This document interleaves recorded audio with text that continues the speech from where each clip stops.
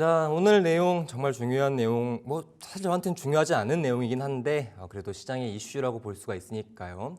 자, 어제 밤 9시 30분이었죠. 미국의 별 3개 지표, 그리고 이제 물가 지표 중에서도 가장 영향력이 큰 이제 미국의 CPI가 발표가 됐습니다. 근데 CPI 아마 여러분들도 실제치 보셨을 건데요. 예상치가 0.3%, 그리고 실제치가 0.1%, 근원 CPI 이제 전월 대비가 상당히 좀 긍정적으로 나왔음에도 불구하고 시장은 마감 상황에서 상당히 좀 우울하게 마감을 했습니다. 그래서 이제 이런 CPI의 영향도 미증시의 영향을 당연히 끼쳤지만 당연히 시장 유동성이 빠지면서 암호화폐 시장에서도 영향을 줬는데요. 그 영향이 현재 비트코인은 110K 구간을 돌파할 수 있을까 없을까에 대한 여력이 현재는 108K까지 무너지게 되면서 다시 한번 좀 시장의 기대감을 좀 상실시키는 상황이었습니다. 자, 그래서 왜 CPI는 분명히 좋았는데 이 CPI가 뭔지 그리고 이런 내용이 왜 시장에서 영향력을 어떻게 갖는지에 대해서 쉽게 최대한 설명드리도록 할게요. 자, 일단은 마켓, 크립토 마켓 이제 컨디션이라고 하는데요. 이제 뉴욕 증시, 그러니까 전통적인 금융시장과 그리고 크립토 마켓은 다들 아시죠? 암호화폐 시장에 대한 상황을 이제 컨디션이라고도 얘기를 하는데 아니면 오보비라고도 얘기를 합니다. 근데 어제 증시 상황 같은 경우에는 이제 다우 산업지수 같은 경우에는 보합권 마감이고요. 그리고 나스닥 종합지수 같은 경우에는 이제 0.5% 떨어지면서 약세 마감을 보였고 S&P 지수도 그에 따라 0.27%를 보이면서 상대적으로 약세 마감으로 이제 증시가 마감했습니다. 사실 시장에서 볼 수 있었던 이슈가 상당히 좀 긍정적이었는데도 불구하고 시장에 대한 기대감이 없었던 것으로 좀 판단을 하지만 그 부분은 뒤에서 내용에서 설명드리도록 할게요. 자, 아무튼 이런 상황에서 암호화폐 시장마저 좋지 않은 상황입니다. 비트코인은 이전 전일 같은 경우에는 110K에서 109K 구간에서 고가 갱신하는 거냐 마는 거냐 이런 상황을 놓여 있었는데 오늘 하루같이 만에 이제 한 2K 정도 빠지면서 107.8K. 제가 이거 차트를 이제 본 시간은 12시가 아니라 이제 오후 5시 30분에 시세를 이제 보여드렸습니다. 그 당시 방송 시간을 따지게 되면 1시간 반 전인데 그때 당시 비트코인의 시세는 107.8K로 좀 상당히 좀 많은 낙폭을 보여줬고요. 그래서 이제 바이낸스 시세로 보게 되면 이제 24시간 대비죠. 이 부분에서 보게 되면 마이너스 5.7%, 죄송합니다. 마이너스 1.57%로 이제 상대적인 하락세를 보이고 있습니다. 자, 근데 이제 시장 하락의 요인을 현재는 사실 찾기 좀 어렵죠. 일단은 지금 증시에서 나왔던 이슈하고 그리고 블록체인 미디어 외신에 대한 내용 두 가지를 가져왔는데요. 두 개에 대한 내용은 똑같습니다. 미국 CPI에 관한 이제 관련 이슈입니다. 물가와 인플레, CPI는 그 부분에 가장 적합한 지표이기 때문이죠. 자, 아무튼 간에 이제 지표가 좋았음에도 약세로 마감을 했고 암호화폐 시장도 CPI에 대한 부분이 처음에는 어느 정도 기대감을 줬다가 똑같이 미국 증시와 마찬가지로 약세 마감을 보였습니다. 시작의 하락 요인이라고 좀 보기는 어렵고요. CPI 같은 경우에는 이제 상당히 제가 이 중에서 보라고 했던 CPI가 딱 한 가지 있었죠. 여기서 크게 가장 중요하게 대해서 봐야 될 CPI는 근원 소비자 물가지수 코어 CPI MOM 즉 전월 대비 지표를 봐야 된다라고 얘기를 드렸었습니다. 그래서 미국 근원 소비자 물가지수가 핵심이고 이게 전반적으로 미국의 중앙은행이 이제 물가를 판단하는 1차적인 지표라고도 얘기를 했었죠. 그래서 이 값을 보니 어떻게 나왔냐? 자, 실제치는 0.1, 아까 말씀드린 대로 실제치는 0.1%, 예측, 컨센서스죠. 0.3%. 그리고 이전치는 0.2%로 사실 실제치가 예측치보다 밑으로 나왔고 또한 이전치보다도 낮은 수준인데도 불구하고 시장이 사실은 되게 좋아했습니다. 그래서 아마 이번 5월 코어 CPI 같은 경우에는 여러분들도 봤었을 때 좀 의아하셨을 거라고 생각을 하고요. 근데 제가 그때도 방송에서 몇 번 얘기를 드렸긴 들었지만은 이번 시장에서 상반기 동안은 이제 비농업 지표라고 볼 수 있는 넘팜 페이 NFP 그리고 CPI에서 근원 CPI가 이렇게 시장에 영향력이 크지 않을 거다라고 이야기를 드렸던 것 같습니다. 자, 근데 이제 제가 왜 근원 CPI 전월 대비가 왜 중요한가? 뭐 이전 방송에서도 제가 한 4번 정도는 얘기를 드렸는데요. 그래도 방송 보시는 분들이 매번 달라질 수 있으니 또 한번 설명드리도록 하겠습니다. 일단 근원 CPI라는 것은 이전에 말씀드렸던 것처럼 이제 물가를 평가하는 부분에서 이제 식품이나 원자재 같은 경우에는 이제 가격 변동이 상당히 심해요. 어떤 정치적인 리스크가 정치적인 리스크가 발생을 했다던가 아니면 지정학적 리스크 그리고 뭐 추가적으로 이제 여러 이슈들로 인해 가지고 특히 식료품이나 에너지 가격이 크게 변동을 보이는데 그런 변동폭까지 합쳐서 보는 게 사실은 그냥 CPI인데 그 CPI에서 아까 말씀드렸던 변동성이 큰 식료품과 그리고 에너지를 제외한 이제 물가 지표라고 봐주시면 될 것 같습니다. 즉 이제 연준이 평가하기에는 가장 합리적인 물가 지표라고 봐주시면 될 것 같아요. 그래서 이제 이 CPI 결과값은 이제 시장 흐름에 상당히 긍정적이었다라고 저는 평가하는데, 근데 왜 긍정적이었는지 말씀을 드릴게요. 일단은 미국이 지금 크게 가지고 있는 문제는 저는 3가지 정도라고 보는데 그 중에서 뭐 몇 년간 괴롭히고 있는 게 끈적끈적한 물가라고 생각을 합니다. 특히 인플레 쪽에 대한 문제가 조금 가장 심하죠. 그러다 보니까 이제 연준 입장에서 작년 9월부터 금리 인하를 시사했지만 금리 인하를 시사하는 시점부터 이제 미국이 아니라 시장의 명목 금리라고 부를 수 있는 이제 10년물 국채 수익률이 급등하고 뭐 그에 따른 실질 금리가 상승하면서 시장의 물가 압력이 다시 발생했습니다. 그리고 나서 연준이 이제 작년 12월에 뭐 기준금리를 마지막으로 이제 인하를 하고 그리고 9월과 다른 전도표를 보여주면서 이제 올해 9월 시점에는 이번 연도 2025년도죠. 2025년도에는 이제 금리를 4번 정도 인하를 하겠다라는 것을 작년 12월, 즉 3개월 만에 이제 물가에 대한 압력, 즉 인플레에 대한 우려로 인해서 이제 금리 인하에 대한 부분을 4회에서 2회로 전망했습니다. 아무튼 이러한 CPI 결과값은 이전에 계속적으로 말씀을 드리지만 당연히 이제 물가에 대한 부분에서 영향을 주고 특히나 이제 국채 10년물에 영향을 줍니다.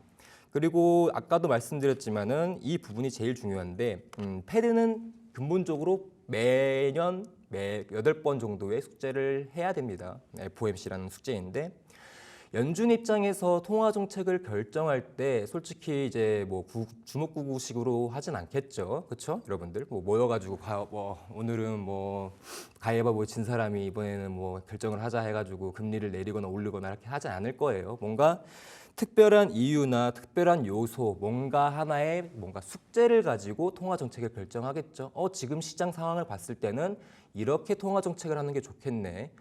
지금 시장 상황이 좋지 않으니까 이렇게 해야겠어라는 것처럼 이런 걸 이제 연준의 가이던스라고 얘기합니다. 아무튼 이러한 가이던스를 제시할 때 필요한 요소 조건, 시장이 현재 한번 판단할 수 있는 게 이 2가지 정도로 볼 수가 있는데 그 2가지를 이제 이중책무라고 볼 수 있습니다. 자, 아나운서님, 네. 죄송해요. 이중책무, 제가 방송에서 몇 번 정도 얘기를 들었을까요? 한 100번은 말씀하신 것 같은데요. 저도 이제 이중책무가 뭔지 압니다. 물가랑 그쵸. 고용이죠. 맞습니다. 그러면은 이제 이중책무 중에 물가와 이제 고용이라는 건데 그 네. 앞에 글자가 들어가야 되거든요.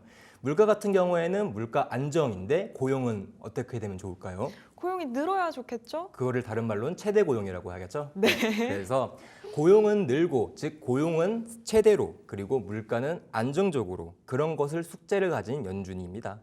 그러한 이제 상황을 계속적으로 유지하고 그러한 상황이 되지 못했을 때 이제 연준 입장에서 이제 공개 시장에 개입을 하는 거죠. 그게 통화 정책이라고 봐주시면 될 것 같습니다.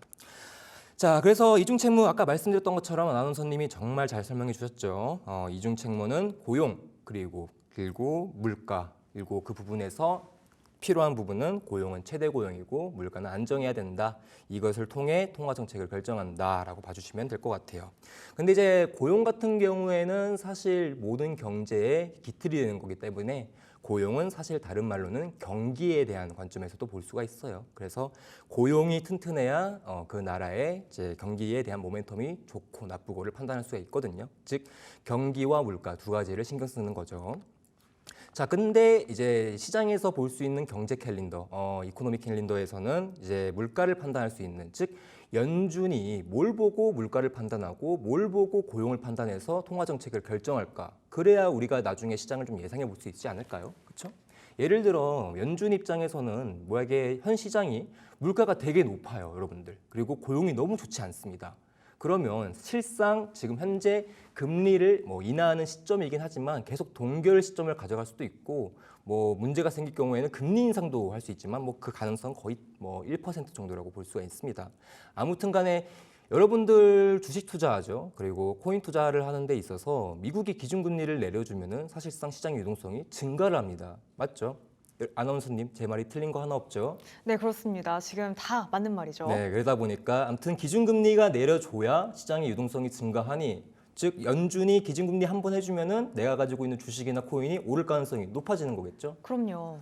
자, 그렇게 보게 된다라면 이제 우리는 이러한 연준의 행동, 즉 가이던스를 예측하는 방법을 배워야 되는데 아무튼 그 부분에서 이중책무라는 키워드를 드렸고 그 이중책무에서는 물가와 고용이고요. 그를 우리가 1차적으로 판단할 수 있고 연준도 판단하는 게 이제 지표 중에서 찾아볼 수가 있습니다. 그게 바로 물가 판단했었을 때는 CPI, 그것도 코어 CPI라고 볼 수 있는 전월 대비, 즉 근원 소비자 물가지수 전월 대비가 핵심입니다. 그래서 이 CPI 값이 낮춰지고 비농업 지표라고 볼 수 있는 이제 고용의 1차적인 지표인 이 비농업 지수가 높아진다라고 하면 사실 연준 입장에서는 시장을 완화할 수 있는 그리고 금리 인하를 할 수 있을 만한 요소 조건이 되거든요. 아무튼간에 이번 5월 CPI 같은 경우에는 실제치가 예상치와 그리고 이전치를 모두 하락한 그 수치로 나왔기 때문에 이 CPI만 제 시장에서 따지고 보게 된다면은 어때요, 여러분들? 상당히 긍정적이다. 물가에 대한 압력이 오르고 있진 않네라고 판단할 수가 있죠. 자, 그리고 고용에 대한, 즉 경기에 대한 판단은 비농업 고용 지표라고 제가 얘기를 드렸는데요. non-farm payroll이죠. 네. 비농업 고용 지표가 뭔지 모르시는 분들은 이게 약간 한자 성어라고 좀 생각해 주시면 될 것 같아요. 1차 농업이죠, 여러분들. 1차 산업이죠. 농업에 대한 부분, 그리고 2차 산업. 1, 2차 산업을 제외한 하나의 고용 지표에 대한 부분을 통계치로 보는 겁니다. 그래서 농축산업, 2차 부분에서 되게 애매하게 걸치긴 하는데 1차 산업 제외한 빈재 고용에 대한 지표라고 봐주시면 되는데요. 상당히 이제 국가가 어떤 하나의 나라가 되게 잘 산다. 어떻게 보게 되면은 이 나라 되게 글로벌적으로 봤었을 때 순위가 높다라고 했었을 때 그 나라의 산업 같은 경우에는 첨단 산업이나 그런 포함되는 4차 산업이 상당히 발달되어 있죠. 지금은 AI에서 뭐가 좀 다시 넘어간 것 같긴 하만 아무튼 이런 기술적으로 높은 고용에 대한 지표를 보여주는 거예요. 즉 우리나라가 어떠한 국가에 일단 지금은 미국의 비농업 지수이니까 미국의 상당히 첨단 산업을 종사하고 있는 인구수, 즉 고용수가 높다라는 걸 평가해 주는 거겠죠. 그래서 이러한 비농업 고용 지표가 높은 수준으로 나왔습니다. 그래서 사실 이제 연준에서 오늘이 아니라 어제 밤 9시에 나왔던 CPI와 그리고 고용에 대한 부분, 그리고 지금 현재 또 흐름이 되게 좋아요. 6월 FOMC를 지금 앞에 두고 있는데 자, 날짜로 따지게 되면은 이번 달 첫 번째 주 금요일에 비농업 지표 나왔는데 벌써 좀 상당히 괜찮은 흐름 계속적으로 나와주고 있죠. 고용이 개선되고 있습니다. 그리고 물가 지표가 이제 어젯밤 9시 30분 나와주면서 한 4개월 정도 가량 계속 예상치를 하회하고 있어요. 그럼 연준 입장에서는 슬슬 금리 인하를 시사할 수가 있습니다. 그리고 아까 말씀드렸던 점도표를 보면은 이번 연도 금리 인하가 몇 번이라고 얘기를 드렸죠, 여러분들? 2번 할 수 있어요. 근데 스텝으로 갈 경우에는 25bp씩 금리를 인하할 수 있으니 현재 미국의 기준금리가 4.5%이니까 4%대까지는 갈 수가 있다라고 볼 수가 있는 거겠죠. 아무튼 기준금리에 대한 인하 시점을 사람들이 목 빠지게 기다리고 있고 그걸 결정하는 게 뭐라고 했죠, 여러분들? 연준, 패드, 미국의 중앙은행입니다. 아무튼 이렇게 연준이 현재 통화 정책을 결정한 날이 우리 미국 시간으로 17일에서 18일이지만 한국 시간으로는 어떻게 될까요, 아나운서님? 갑자기 이런 시차 공격이요, 전문가님? 이 시차 네, 공격은 한국 시간도 견디기가 중요하니까요. 어렵습니다. 네. 근데 제가 힌트만 살짝 주자면은 네. 새벽입니다. 그렇죠. 아무래도 새벽이죠. 네, 그러다 그렇습니다. 보니 6월 19일 날 새벽 진행을 하고요. 오늘 날짜가 6월 12일인가요? 네, 맞습니다. 네, 오늘 그럼 6월 12일이요. 한 7일 정도, 한 일주일 정도 남아있는 시점이네요. 그래서 제가 얘기하고 싶은 건 다시 넘어오도록 하겠습니다. 자, FOMC 정말 중요하고 1년에 8번 있는 행사, 거기다가 제가 3회 배수에 해당하는 FOMC는 정말 중요하다고 했어요. 왜? 미국의 금리를 전망할 수 있는 지표, 점도표가 나오기 때문입니다. 아무튼 이제 이런 6월 FOMC가 지금 19일이고 그리고 이번에 11일에 이제 CPI 발표했고요. 저번 주 금요일, 첫째 주 금요일에 이번 달 첫 번째 주 금요일에 비농업 지표까지 나왔습니다. 그리고 그런 흐름들이 언제 어떻게 보여지냐? 이중 채무에 대한 기준으로 판단해서 본다면 고용 이제 여러분들이 보면은 뭐 낮아요. 뭐 표만 보면 날 수 있지만은 그래도 조금씩 그래도 예상치를 계속적으로 이제 위로 올라와 주는 그림이 보여지고 있고요. 물가도 지금 미국이 현재 한 이 작년 12월 정도부터 예측값을 조금 높여놨게 했는데 0.3%를 넘어가는 게 1월 정도였나요? 12월 정도였던 것 같은데 그 이후 한 4개월 정도 가량은 현재 5개월 정도 가량은 현재 흐름이 계속적으로 나쁘진 않습니다. 그렇다 보니 지금 현재 제가 얘기하고 싶은 건 이거예요.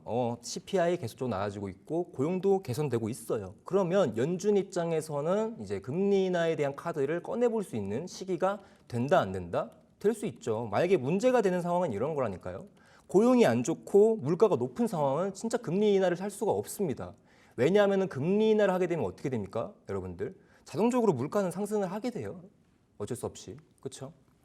자, 그러다 보니 그런 상황에서는 사실상 금리 인하 카드를 꺼낼 수 없지만 지금 현재 상황만 봤었을 때는 어때요? 금리 인하 카드를 꺼낼 수 있거든요. 그러면은 원래 이러한 시점에서 6월을 본다면 이번 6월의 금리에 대한 인하가 가능성이 사실 높아지게 됩니다. 근데 문제는 뭐예요, 여러분들? 결과치만 놓고 봤었을 때는 이거 다 보면은 긍정적이라는 거예요. 어제 시장에서 나스닥이 22,000포인트 정도로 갔던 것 같아요. 나스닥 선물지수가. 근데 뭐 사실 이런 시점에서 봤었으면 더 갔을 거라고 봤었을 것 같아요. 평범한 시장 상황이었다면. 예. 하지만 그렇지 못하다는 점이라는 거죠. 그 이유를 설명드리겠습니다. 연준 입장에서는 아까 말씀드렸던 부분에서 현재 통화 정책에 대한 완화 가능성, 우리가 특히 그냥 아까 말씀드렸던 대놓고 얘기하면은 이제 금리 인하에 대한 가능성을 뭐 사실 시사할 수는 있어요. 그리고 현재 미국 기준금리가 아까 말씀드렸죠, 4.5%. 그리고 스텝으로 내리게 되면은 25bp씩 내리니까 이번 6월에 만약에 금리 인하를 하게 된다면 최소 4.25 정도의 수준으로 금리가 내려질 수 있겠죠. 하지만 불가능하다라는 겁니다, 제 얘기는. 사실 뭐 전반적으로 시장이 평범했을 때, 뭐 아무런 이슈가 없거나 아무런 상황이 되지 않았을 때, 아무런 변수가 없었을 때는 이런 흐름에선 실상 금리 인하에 대한 논의를 해도 되고, 그 만약에 이제 6월 FOMC에서 금리 인하를 안 하더라도 파월이 기자회견을 하면서 되게 긍정적인 얘기를 꺼낼 수가 있어요. 근데 그게 안 된다라는 거죠, 제 말은. 그리고 추가적으로 금리 인하하게 되면은 당연히 시장의 유동성 증가한다 하죠. 당연히 실질 금리가 떨어지는 효과를 보여주기 때문입니다. 명목금리에 영향을 줘서. 자, 그렇기 때문에 5월 CPI 발표 당시에 미증시 흐름, 이거 NQ라고 해가지고 나스닥 선물지수입니다. 나스닥 선물지수. 나스닥 선물지수가 이제 9시 30분 CPI 발표가 되게 되면서 21,940포인트에서 22,100포인트 정도로 이제 엄청난 큰 상승 포인트를 보였습니다. 여러분들 중에서 뭐 저는 이거를 절대 추천은 하지 않지만 저는 이제 회의 선물도 해봤고 주식도 해봤고 여러 가지 펀드 상품도 다 거래를 해봤는데 이 선물 변동성이 여러분들 입장에서는 뭐 돈으로 생각해 볼까요? 21,940원에서 22,100원 정도라고 생각해 볼게요. 이 정도밖에 안 올라간 거야? 밖에 생각할 수 있겠죠, 아나운서님? 네, 사실 그렇죠. 비트코인으로 따지면은 뭐 더 올랐었던 건데. 근데 나스닥 선물지수 같은 경우에는 사실 이런 지표 한번 터지면 100포인트 정도 움직이거든요. 근데 나스닥이 지금 이제 해외 이제 영문이라고 얘기했습니다. 글로벌 기준으로 아마 나스닥 한 계약 이제 마이크로 기준으로 미니 기준으로 한 2천만 원 정도가 좀 넘어가는 걸로 알고 있어요. 제가 한참 해성했었을 때 2018년도 좀 아련한 기억인데 그때 당시에는 나스닥이 600만 원에서 700만 원 정도 됐거든요. 근데 이제 이렇게 증거금이 늘어날 수밖에 없는 이유는 증거금이 늘어난다는 또 뜻은 시장이 그만큼 위험하다는 뜻이에요. 아무튼 그 당시 제가 선물 대응했을 때 나스닥 선물 지수 봤었을 때 그때 7천, 8천이었었는데 아무튼간에 지금 이제 22,100포인트 항상 놀라운 수준을 보여주고 있는데 나스닥 선물 지수가 일단 CPI 발표되고 나서 제가 핵심은 이거예요. 정확하게 160포인트 정도 가까이 올랐는데 상당히 높은 수준입니다. 나스닥 한 계약 기준으로 생각을 하게 되면은 이 30분 만에 300만 원 이상에서 400만 원은 벌 수 있었던 흐름이었다고 보시면 돼요. 자, 아무튼 간에 그 정도의 상승폭을 보여줬고 다만 비트코인 시세는 어땠죠, 여러분들? 109.2K에서 110.3K, 1K 정도 움직여졌습니다. 자, 근데 여기서 한번 여러분들한테 꼬아서 얘기를 해볼게요. 아나운서님부터 얘기를 좀 해보고. 네. 제가 한번 예전에 차트를 한번 보여준 적이 있었었는데 미국에서 기본적으로 별 3개짜리 지표는 중요하지만 네. 또 아까 말씀드렸던 이 CPI하고 이 비농업 지표 정말 중요하죠. 그거에 네. 따라서 시장의 변동성이 엄청 무시무시하니까요. 근데 작년만 하더라도 이 CPI나 비농업 지표가 어떻게 나오냐에 따라서 변동폭이 진짜 달라졌거든요. 맞아요. 작년에 크게 움직였던 기억이 나는데 맞습니다. 올해는 이런 이슈들이 나와도 그냥 이벤트를 잘 소화했습니다 정도로 시장에서 받아들이더라고요. 네, 맞습니다. 그러니까 예전에는 이제 기준 잡아서 한 7월 기준부터 본다면은 비농 지표나 뭐 CPI 지표 나올 때 뭐 많게는 5K 이상 움직였습니다. 근데 사실 지금 현재 상당히 좋은 지표에도 불구하고 이번에는 어떻게 움직였죠? 1K밖에 안 움직였습니다. 왜 그럴까요, 여러분들? 예전에는 이런 비농업 지표나 CPI가 발표할 때마다 시장의 변동폭이 진짜 크고 변동성이 높았는데 지금은 뭐 똑같은 상황은 아니지만 이번에는 발표했을 때 비농 발표도 똑같죠. 1K 정도 움직였고 이번에도 1.1K 정도 저가에서 고가까지 움직인 것 정도에 포함을 했기 때문에 1K 정도지 발표 당시에는 한 500K, 0.5K 정도 움직였습니다, 여러분들. 그러다 보니까 근데 뭐 CPI 이후로 이제 2시부터는 약세 흐름이 지속이 됐죠. 시장의 긍정적인 요소라고 보았었다면은 이제 아마 평범한 시장이었다면은 이렇게 CPI가 발표되고 나서 아마 나스닥은 1.7% 정도 아마 그리고 비트코인 같은 경우에는 110K를 넘지 않았을까 생각을 해요. 평범한 시장이었으면. 근데 이런 고용이 좋고 그리고 CPI도 개선되고 있는 이 흐름에서 왜 어제 암호화폐 시장은 하락했는가? 저는 이유를 3가지 정도로 보고 있습니다. 첫 번째는 관세 무역에 대한 불확실성. 그리고 두 번째는 이거죠. 사실 이게 핵심인데 6월 FOMC에 대한 기대감. 그리고 세 번째 밸류에이션에 대한 부담입니다. 첫 번째부터 볼까요? 자, 현재도 지금 트럼프가 주요 국가들과 관세에 대해서 협의를 논의하고 있고 그런 부분에서 어떤 부분은 이제 어느 정도 유예를 하고 있고 지금도 협상 테이블에 있는 국가들이 몇 있습니다. 그래서 관세 예왕은 아직 재고 소진 단계, 즉 안화. 그러니까 이 지정학적 리스크에 대한 부분이 걱정이 완전히 사라진 게 아니에요. 아직도 머물러 있고 관세에 관한 트리거를 꺼낸 시점이 2월 초 멕시코와 캐나다에서 이제 먼저 관세에 대해 이야기를 했기 때문에 그리고 2월 기준으로 현재 6월 보면 4개월 즉 예전에 미중 무역에 대한 트럼프 1기 정권 때는 28개월 갔거든요. 미중 무역에 대한 지정학적 리스크가. 근데 지금 4개월밖에 안 됐습니다, 여러분들. 그때는 미국과 중국의 싸움이었는데 지금은 어때요? 미국과 전 세계로 이제 볼 수 있는 관세 싸움인 거죠. 그러다 보니까 이전에 트럼프 1기 때와는 조금 차원이 다른 이제 관세. 그리고 관세 같은 경우에는 당연히 외환 시장이나 채권 시장에 큰 영향을 줄 수밖에 없기 때문에 주요 국가들의 중앙은행에 대한 통화 정책이 다 바뀔 수가 있어요. 그럼 연준 입장에서는 사실상 이건 엄청 큰 변수거든요. 즉 그래가지고 이런 트럼프 관세 때문에 1월 31일 날 있던 것 같습니다. 1월 FOMC 연준에서 그 중에서 가장 힘이 센 의장이죠. 제롬 파월 의장께서 이런 얘기를 합니다. 무슨 얘기를 했냐? 상반기 2025년 상반기에는 금리를 올릴 생각이 없답니다. 기자회견에서 그렇게 직접적으로 얘기를 했고 최소 하반기부터는 금리 인하에 대한 카드를 시전하기 이제 가능성을 내비쳤어요. 아무튼간에 이렇게 지정학적 리스크에 대한 불안감이 여전히 살아 있고 그리고 이제 CPI 끝났고 비농 끝났고 앞으로 남아있을 이 FOMC에 대한 기대감이 지금 시장에 있을까요? 좋게 나와도 이번에 금리 인하할 것 같아요, 여러분들? 절대 안 합니다, 여러분들. 7월 FOMC에서도 금리 인하 퍼센트지 금리 인하를 할 가능성이 20%가 안 돼요. 그러다 보니까 6월 FOMC에서 또 파월 연준 의장이 1월부터 3월부터 6월 19일 새벽에 3시 서머타임 적용해가지고 그때 발표되는데 현재 관점에서는 FOMC 금리 동결 그냥 동결입니다. 받아야 될 거 하나도 없어요. 자, 근데 그거를 제가 정확하게 얘기해 드릴게요. 1월 FOMC 때여도 그리고 3월 FOMC 때에도 그리고 상원 하원 청문회에서 연준 의장 파월이 다 똑같은 얘기합니다. 지금은 뭐 한다? 정책을 바꿀 필요 없다. 서둘 필요 없다. 시장 그냥 지켜보겠다. 뭔 말이에요? 금리 인하 안 하겠다는 소리입니다. 통화 정책에 대한 변화 안 줄 거다. 그리고 이번에 5월 FOMC 역시 똑같은 발언 계속했습니다. 근데 파월이라는 사람이 원래 립 서비스로 좀 유명한 사람이에요. 뭔가 어떤 립 서비스냐면은 시장에 일단은 정말 소통을 잘해주는 사람이라고 해야 되나? 연준에서는 항상 SEC도 마찬가지지만 누가 의장이냐 그리고 그 의장의 성향이 어떠냐에 따라서 그 FOMC에 대한 FOMC가 아니라 그 연준의 성향이 바뀝니다. 근데 파월은 이제 올빼미족이라고 얘기를 하나, 부엉이족이라고 얘기하나, 매파도 비둘기파도 아닌 중립적인 성향을 가졌거든요.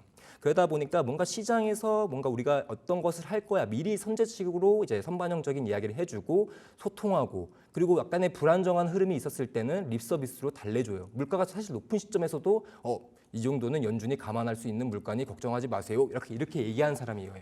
그러다 보니까 이런 립서비스로 유명한 사람인데 연준이 지금 이런 의장이 지금 몇 개월 동안 지금 6월이니까 대충 5개월 정도 계속 똑같은 발언만 하는 겁니다.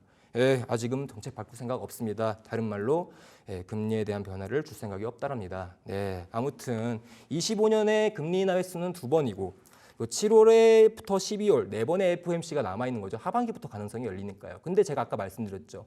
7월 FOMC에 대한 금리 인하 시점에 대한 가능성은 20%가 안 됩니다. 월스트리트 저널 지표를 통해서 얘기를 드린 거고요. 자, 그래서 저는 9월 FOMC부터 가능성을 크게 열어두는 게 좋다고 생각을 합니다, 여러분들. 근데 막상 9월 FOMC 때 금리를 인하하면 시장 오를까요, 안 오를까요? 그때는 안 올라요. 이미 선반영적인 게 다 끝났을 거니까요. 왜? 언제가 중요하냐? 암호화폐 시장도 금융시장도 우리나라 국내 코스피도요. 분명히 1년에 한 번 있을 이 잭슨홀 회의를 거친 다음 그 회의에서 항상 연준이 23년에도 24년 금리를 인하를 했던 그 시점에서도 항상 그때부터 통화 정책에 대한 변화를 시사했거든요. 즉 잭슨홀 회의라는 8월에 열리는 잭슨홀 회의라는 연설을 거치고 나서 그 다음 달에 있을 9월 FOMC부터 통화 정책의 변화를 줄 가능성이 높으니 여러분들이 뭘 신경 써야겠어요? 당장 9월에 금리 인하에 대한 가능성을 논의하는 게 아닌 8월에 잭슨홀 회의에서 파월이 어떤 이야기를 꺼낼지에 대해서 집중하셔야 된다는 소리입니다. 그때가 기회일 수도 있다는 거 체크해 주시고요. 그래서 이 CPI 결과값에 대한 시장 평가는 전문가들의 시선, 저도 그렇게 평가를 하는데 좀 더 지켜봐야 된다라고 흐름을 보여주고 있습니다. 그리고 이제 밸류에이션 부담, 이거 좀 내용이 어려운데요. 미국채 곡선 스티프닝과 이제 밸류에이션에 대한 얘기를 좀 해야 되는데 이게 지금 밸류에이션에 대한 부담은 뭐냐면은 사람들이 현재 미중시든 아니면 투자, 위험 자산에 대한 투자를 하기에 좀 부담스럽다라는 겁니다. 곡선 스티프닝에 대한 의미, 플래티닝이라는 말도 있습니다만 스티프, 이제 약간의 기울어지다라는 뜻인가요? 그리고 플래티닝은 이제 평평한인 건데 이제 스티프닝은 이런 겁니다. 장기채 금리와 단기채 금리가 벌어지는 거예요. 그래서 단기 금리 같은 경우에는 통화 정책의 영향을 받습니다. 근데 지금 현재 통화 정책의 변화가 5개월째 변화가 없으니 단기 금리는 계속 평평한데 지금 물가 계속적으로 압박받고 있죠, 여러분들. 뭐 지금 CPI 좀 좋더라도 그래도 아직도 2% 이상의 수치를 보여주고 있기 때문에 미국 10년물 위상으로 볼 수 있는 장기채 금리들의 성향은 경기가 좋아도 오르지만은 반대로 물가가 올라도 올라요. 근데 지금 시장에서는 물가가 오르고 있는 상태에서 장기채가 상승하고 있는 거죠. 즉 이럴 때는 불 스티프닝이라고 하지 않고 베어 스티프닝이라고 얘기를 합니다. 즉 시장이 안 좋은 시점에서 이렇게 곡선, 즉 이렇게 장기채와 단기채의 확장 범위가 넓어지는 거니까요. 이런 시점에서 상황을 얘기를 하게 되면은 금리차, 장단기 금리차 확대를 의미하고 이런 상황에는 주식에 대한 가치를 이제 사람들이 평가를 했었을 때 이거 너무 이런 가격에 사도 돼? 좀 부담스러워한다라는 겁니다. 부담스러워하면 어떻게 되죠, 여러분들? 하루 이 얘기가 나와야겠죠, 여러분들. 투자 심리가 하락한다라는 거죠. 근데 반대로 경기가 올라오면서 장기채 금리가 올라오면서 이렇게 이제 이제 아나운서먼트 좀 얘기를 해볼게요. 우리가 통상 이제 미국 시장에서 금융과라고 할 수 있는 게 월가잖아요. 네, 그렇죠. 월가에 가면은 동상이 하나 있습니다. 네. 근데 어떤 동상이냐면 소가 있어요, 소. 소요? 네, 황소. 황소. 네, 근데 황소를 영어로 하면 불 쓰거든요. 네. 근데 이제 시장에서는 불스마켓, 베어마켓이라고 혹시 들어보신 적 있나요? 불마켓이다. 불스마켓? 불장 뭐 들어보셨을 건데. 항상 이제 코인 불장을 기다리긴 네, 하는데요. 그렇죠. 근데 그 불스와 베어스의 뜻은 간단해요. 이제 주가가 오르고 주가가 내리고 우리는 상승 하락이라고 얘기를 하지만 네. 다른 말로는 상승할 때 불스 그리고 이제 불리시라고 얘기하는데 떨어질 때는 베어리시라고 얘기를 해요. 근데 이제 곰이 공격을 할 때 팔로 내려 치지 않습니까? 그러다 그렇죠. 보니까 하락 쪽이라고 생각해서 곰에 대한 의미는 이제 하락을 의미한다. 베어 시장은 이제 하락장을 의미하는 거고 이제 불스는 아까 황소죠. 황소가 네. 어떻게 들이받죠? 머리를 위로 사람을 들이받죠. 위로 들이받죠. 그러다 네. 보니까 위로 올라가는 의미다 보니까 이제 불리시 뭐 패턴이라든지 이런 뜻이 다 들어가면은 상승형 뭐 추세다 이렇게 얘기할 수 있고 베어장이다 하면은 하락장이다 이렇게 볼 수가 있는 거겠죠. 그래서 이제 이러한 이제 스티프닝도 똑같이 불 스티프닝도 있고 베어 스티프닝도 있는데 발음이 너무 어렵네요. 한국 사람이라서 불 스티프닝은 이제 장기채 금리가 상승해서 단기채 금리와 벌어지긴 하는데 장기채 금리가 아까 두 가지 이유 때문에 이제 올라갈 수 있다고 얘기를 했죠. 물가가 상승하거나 반대로 경기 개선이 되거나. 즉 불마켓 같은 경우, 불 스티프닝 같은 경우에는 뭐예요, 여러분들?